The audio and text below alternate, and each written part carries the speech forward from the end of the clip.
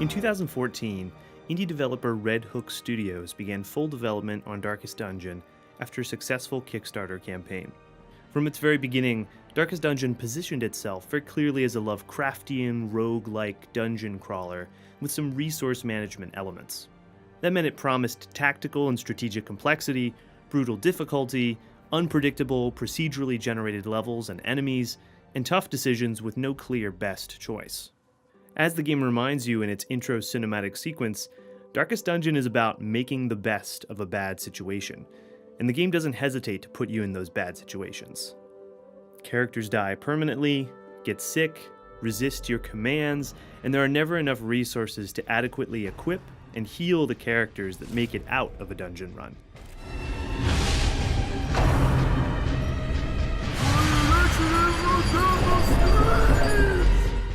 Success in Darkest Dungeon is more about barely scraping by with a battered and terrified party of naive adventurers than about accumulating piles of gold with a fully powered, nearly invincible team. At this point, some of you might be wondering, how in the world could something like that be fun? Why would anyone want to play a game like that? And after roughly 80 hours of playtime, I found myself asking that same question. What was drawing me to this game?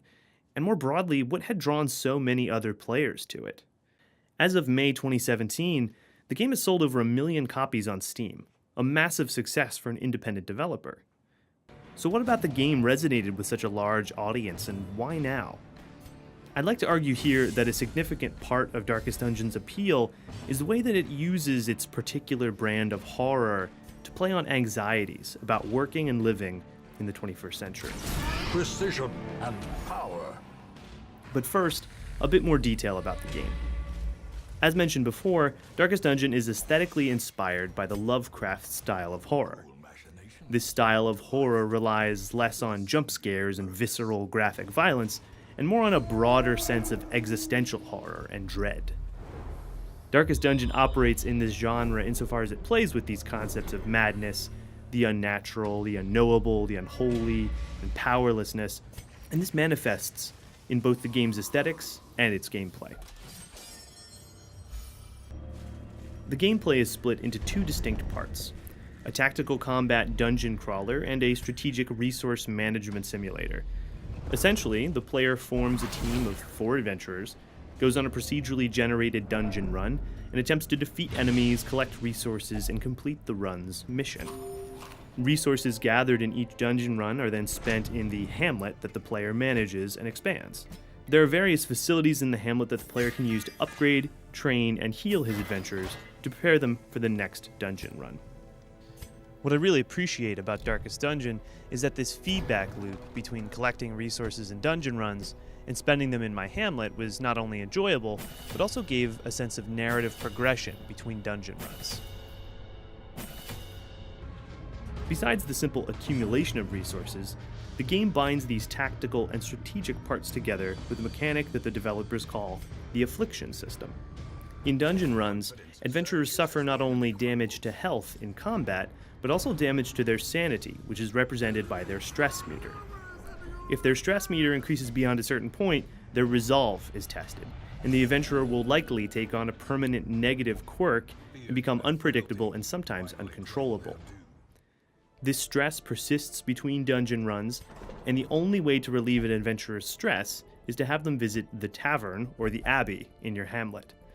These stress-relieving facilities can cost a lot of gold, and they take the character out of operation for a week, the unit of time designated for a dungeon run, meaning that your de-stressing adventurer will not be available for your following run. To complicate matters, only a few characters can use each of the services provided by the tavern or abbey, meaning that, especially in the beginning stages of the game, the player is forced to neglect some adventurers and leave their stress levels high. In the early stages of my first playthrough of the game, I found managing the stress levels of my adventurers to be the most challenging aspect of the gameplay. After a little while, I was starting to realize that the more difficult dungeon runs were not only going to regularly kill my adventurers, but they were also going to stress my surviving adventurers so much that I wouldn't be able to treat them all. Frustrated, I turned to the internet for advice.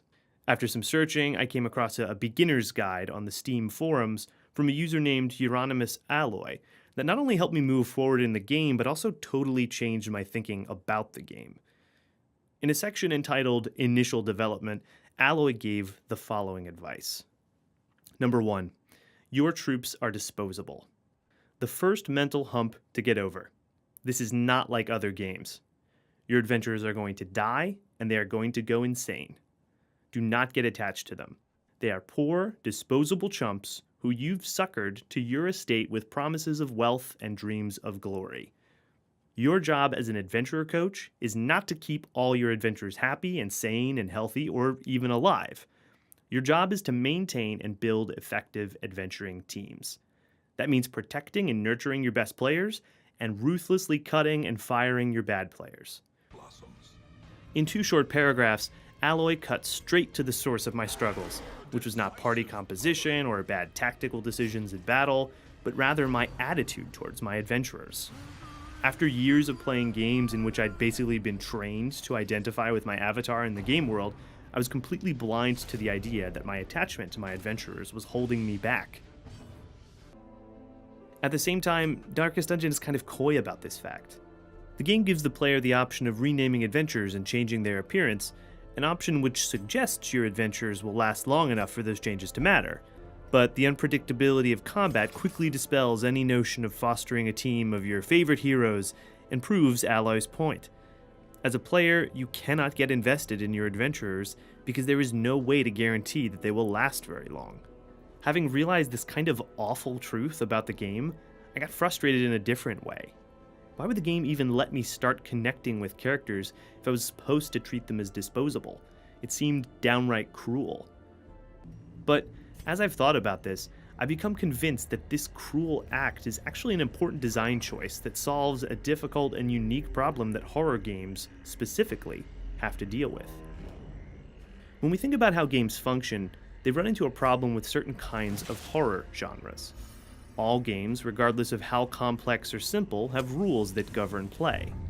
As players play the game, they learn those rules and get better at operating within the constraints that those rules impose, and start to acquire different levels of mastery. While this feeling of mastery and control is satisfying and an important part of many games, it's kind of problematic for games that aspire to produce the feeling of powerlessness and helplessness that's so important to Lovecraftian horror. I would argue that Red Hook combated this natural tendency towards mastery in games by introducing gameplay elements that reduce the player's control over the fate of their adventurers. But there's another problem that this randomness introduces. What if a player has several bad runs in a row, spending every last gold piece on preparation items and returning from those runs empty-handed and without adventurers?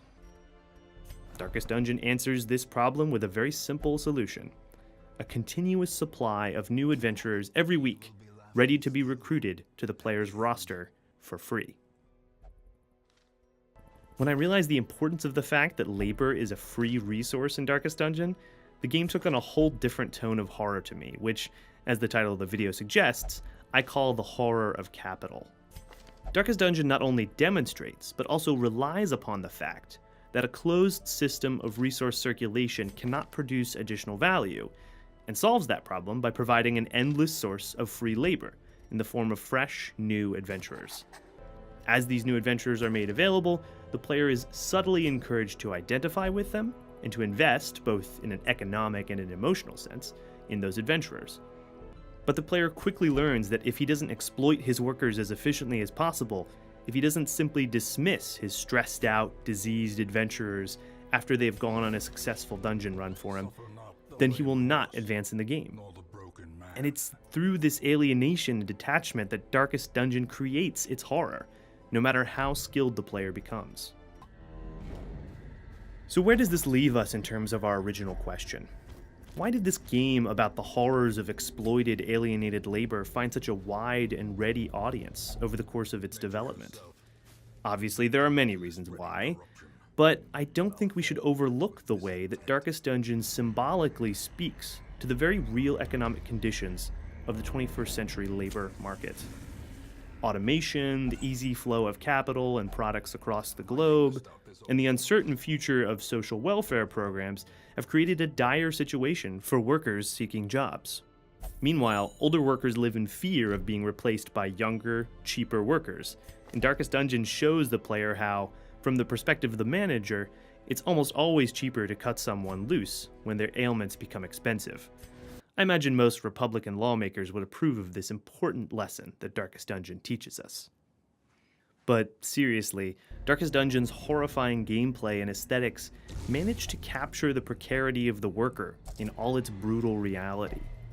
Even the player's position as a sort of middle manager in the Darkest Dungeon offers no comforts. Though she may not risk her life, she's never free to prioritize the well-being of her workers over profit when operating in a fiercely competitive space where labor is plentiful. Resources simply won't allow it, and she won't make progress if she doesn't embrace an attitude of ruthless efficiency. Perhaps it serves as a mere pleasant distraction from the horrors of everyday life, but for me, there's something about Darkest Dungeon's refusal to resolve the horror of capital that opens up a space for critique and reflection. After that, it's up to us to decide whether or not we want to live in the world of the Darkest Dungeon.